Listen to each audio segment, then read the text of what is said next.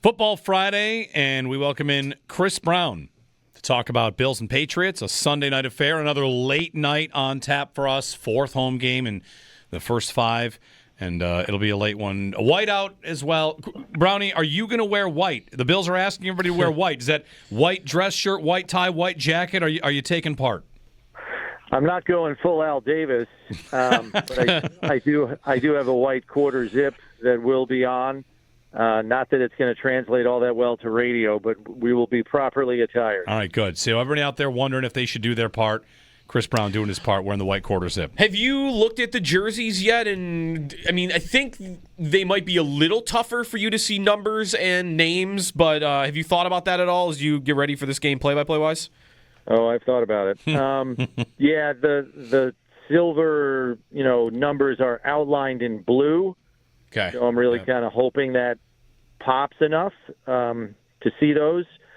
One of the worst ones I had was last year when the Lions wore those black jerseys with the Honolulu blue numbers. Those were really tough. Yeah. And just being on a text string with a lot of the play-by-play guys in the league, I know Jets announcer Bob Wischusen wasn't thrilled with the teal numbers on the black Miami jerseys on Monday Night Football this week. So just do your best. Yeah. Identify as best you can and rely on your spotters. I feel like you also might, at this point, know a lot of players even just by, body language, height. Like, if there were guys walking around on the field without jerseys, you might know who a bunch of them are. The toughest one might be... The tight ends are the toughest. I was just going to say... They're 85, 86, and 88. Yep. They're all approximately the same height. Dawson Knox has been doing me a solid by wearing red gloves. Okay. But that's probably out the window Sunday night. He's not wearing red gloves with those uniforms, so right. We're going to have to get creative in identifying these guys. Yeah, I was going to say it's got to be the tight ends.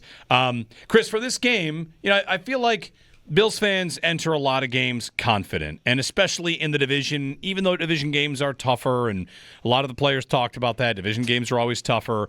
What do you think we should make of New England coming into this game? 2-2, young quarterback people are excited about. Are they a good team? Are we about to find out if they're a good team? Yeah, I mean, the Bills are the proverbial measuring stick for the team coming in here, right? So that's the case for the Patriots. Their fans are all giddy after rolling up 42 points on a Carolina team that I do not think is very good, despite their shutout win the previous week over Atlanta. And look, that 42-point output was largely driven by their special teams exploits by Marcus Jones, who has an 87-yard return, puts points on the board for them, and then sets them up with another short field on a 60-yard punt return, inside the 15-yard line. So the offense was given a lot of short fields, but, you got to execute the plays. They did it. They put points on the board. Good for them. This is a step up in weight class. And it's on the road, so it's a test for them. It's a team that was 2-7 on the road last year in a 4-win season, so they're looking to be better than that. I will say, just having watched 2 of the 4 games already that they have played, they were 2 very different games, the Steelers game and the Panthers game for them. They couldn't hold on to the football against the Steelers. I think they had 5 fumbles in the game, and it cost them dearly. And they still managed to put themselves in position to tie the game at the end. They just didn't convert on a 4th down. And, Pittsburgh runs out the last minute on the clock to win 21-14. So I'm wondering where they're at. Drake Maye has been great. I'm a fan of his. I think he's their franchise quarterback for the future and the now. And he's been uncommonly productive on 3rd down, where he leads the league in passer rating and completion percentage. He's really helped that offense sustain drives and stay on the field. And he's been productive himself as a runner and a passer. He's got 9 offensive touchdowns, and the only quarterbacks with more than him in the league are the last 2 MVPs, Lamar Jackson and Josh Allen with 10+. Yeah, Chris, it could be an interesting game on the ground, too, because the Patriots can run the ball well, and the Bills are statistically near the bottom of the league. However, they also get their turnovers, and you have 2 of the most fumble-prone running backs in the league right now in New England with Stevenson and Gibson. Yeah, and Stevenson got benched in that Steelers game for fumbling twice, one on the goal line, and they had Antonio Gibson kind of work with the rookie Travion Henderson. Henderson's a breakaway threat. I mean, it's true 4.4 speed. You can't let him get to the second level of the secondary or he could be gone.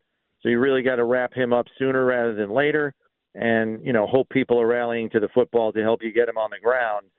And I don't know that they've put their running game completely together yet, and I think that's more a function of their offensive line still gelling. I don't think they've gotten there yet. I'm sure Jeremy knows who their offensive line coach is. It's Doug Marrone. Yes. So I don't think they fit all those pieces together yet, and I think that's why their run game has been a bit inconsistent. They have improved with their pass protection. Yes, Drake Maye's been sacked 13 times in 4 games, but only 1 sack given up last week. So I think they're on the right track there. They're going to be looking to feast on Buffalo's run defense this week for sure.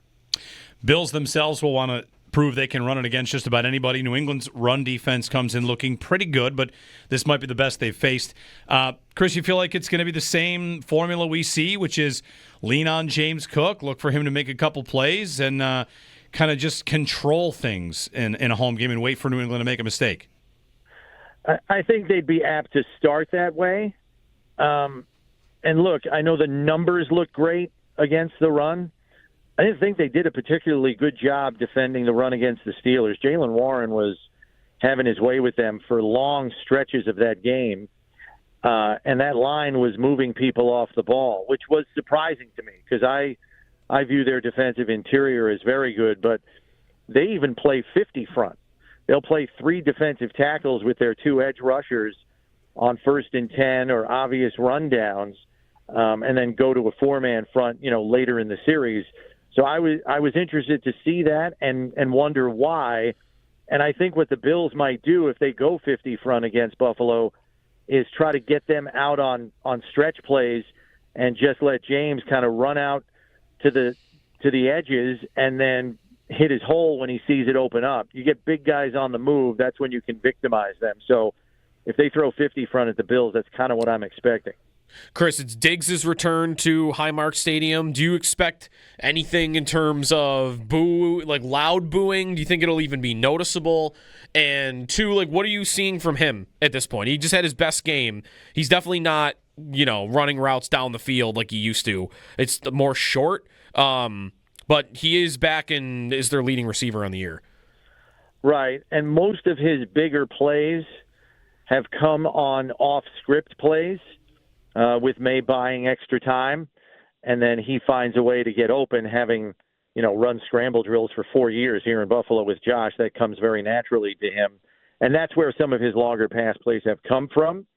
I'm curious to see what his level of separation ability is now at age 31 and not even a year removed from an ACL. I think he's demonstrated an ability to run sharp, precise routes, but does he still have the separation ability? We remember his last 2 years in Buffalo, that would wane as he got to the second half of the season. It's still early in the season now, but he's coming off the ACL injury. What does that look like? I think is an interesting thing to keep an eye on through the course of this game. And real quick, guys, I will say the New England secondary has been victimized. Teams have thrown on them successfully. So even if that run defense for the Patriots finds a way to slow down James Cook, which nobody really has to this point, it's not a bad alternative when you have an MVP to turn to with receivers. Chris Brown on the Western Hotline. James Cook reigning AFC Offensive Player of the Month. The first Bills running back to get that since Thurman Thomas did in 1991, the year he won the MVP, by the way, right? So yes. a nice note for James Cook. Brownie, thanks for the time. Have a great call. Enjoy the game. We'll talk to you Monday. Sounds good, guys. Have a good weekend. Chris Brown. He's wearing the white quarter zip. He's doing it. You got to do it.